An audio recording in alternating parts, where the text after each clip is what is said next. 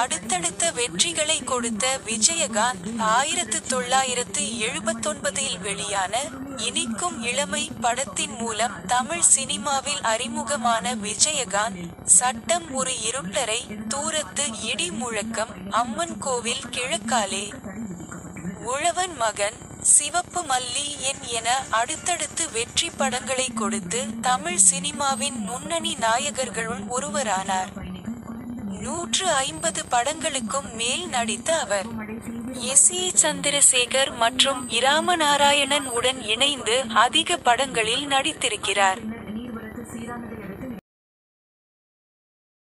100வது படத்தை வெற்றி படமாக்கிய ஒரே ஹீரோ விஜயகாந்தின் 100வது படமான கேப்டன் பிரபாகரன் அதிக வசூலை குவித்து வெள்ளி விழா கண்டு சாதனை படைத்தது.